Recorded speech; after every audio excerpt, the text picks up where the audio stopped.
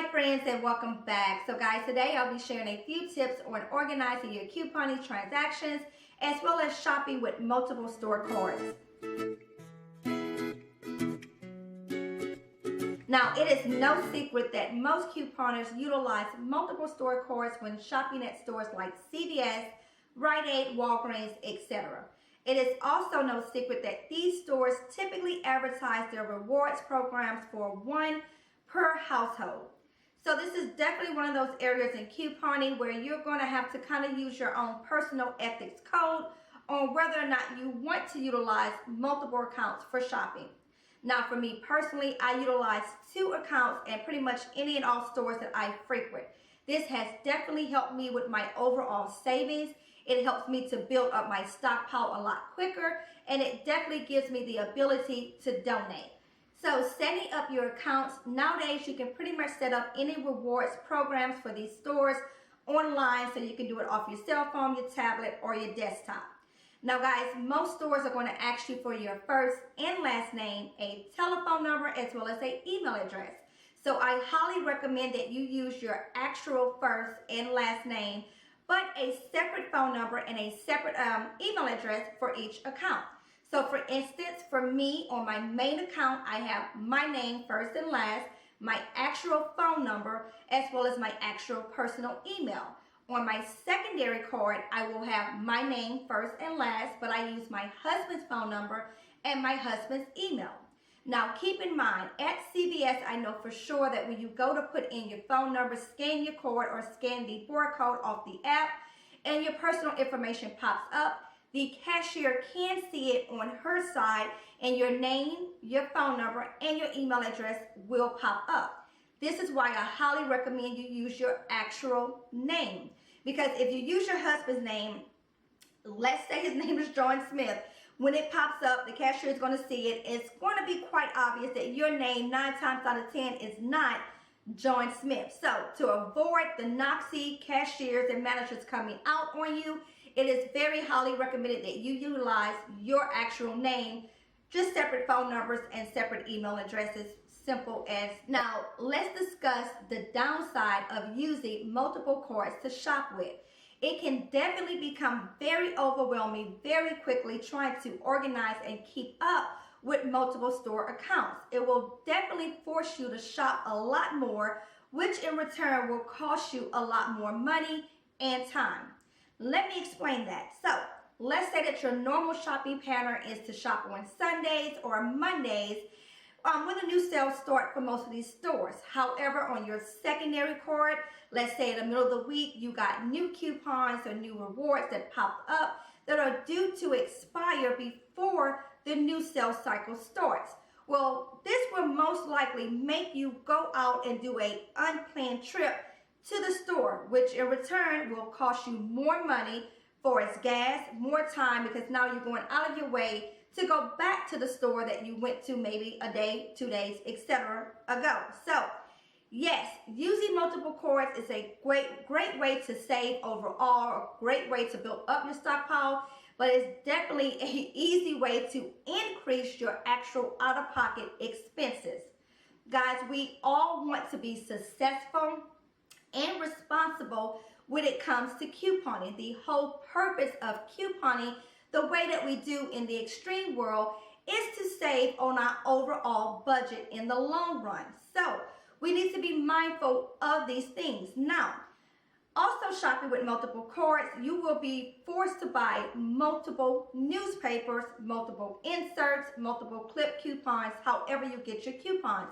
Because most of the deals at these stores require you to purchase 2 of an item to get money back. Or it requires you to spend so much on certain products to get money back. So in order to utilize both of these deals on both of the cards, you will need multiple coupons to do so.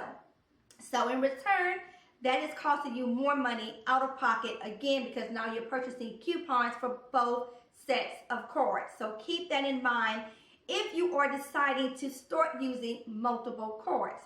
Now, by all means, as I have stated plenty of times before, as well as in this video, I do shop with multiple cards at these stores, and when the deals are there to be had, I take advantage of them. Once you kind of get to a certain point and especially with CVS money and Walgreens money, you can use the money from your secondary card or even your first card, however you want to do it, to purchase your newspapers in order to get your coupon inserts.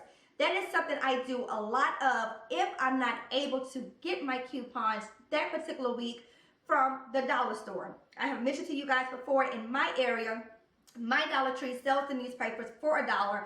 So if I'm able to get them there, I will get them there. If not, I will then use my store money from CVS or Walgreens to purchase my inserts instead of using actual cash out of pocket. Simple as that, guys. So let me turn the camera around and quickly show you just a simple method for organizing your couponing transactions when shopping with multiple cards or with shopping with just one card. Okay, guys, so a very simple method for organizing your transactions is to take just a generic letter size envelope that you can get at the dollar store. They usually come in a pack of 100 or 200. But all I've done, guys, is simply laminated this, and I laminated that way it lasts a whole lot longer and the durability will stand up. I simply cut a hole at the top, that way I can stick in my coupons, my extra care bucks, register rewards, wherever you may be shopping, as well as my cash that I'll be using to pay for my transaction. Now, I label it transaction number 1 and transaction number 2. You can do it for however many transactions you typically do at the store. So if you do 4, then make yourself 4 separate envelopes. Now, the only difference I've done for the secondary card that I shop with is I put a little sticker in the corner. This is just a visual reminder to me that this is for my secondary card. That way I don't get twisted and messed up, especially with shopping at CVS, because we all know the extra care bucks are linked to your card as well as your personalized coupon. So I could not use my extra care bucks that I get from my main card in order to pay for items on my secondary card. So just a simple little sticker. I didn't write anything on it. It's just for my eyes, my knowledge, for me to know exactly what this envelope represents. And the same thing, it's laminated, transaction 1, transaction 2.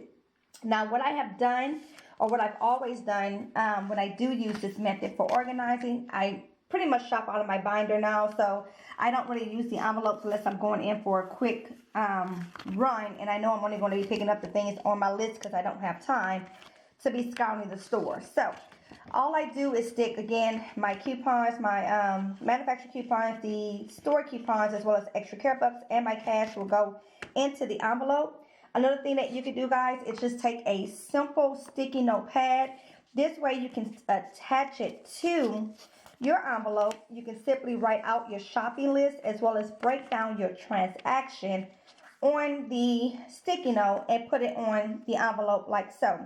This has helped out in the past so much because I know exactly how much money I have in here. So if I'm expecting my transaction to come out to $2.50, that's the only amount I'm going to put in here. So when I get to the register and she says, oh, you owe $3.10, I know something somewhere went wrong, and it stops me immediately because all I put in was $2.50. So I will stop the transaction, as I have mentioned to you guys before, and I will go back over everything to see what went wrong, because for me, a penny saved is a penny earned. Simple as that. But that's pretty much it, guys. It's not complicated at all. You don't have to use envelopes.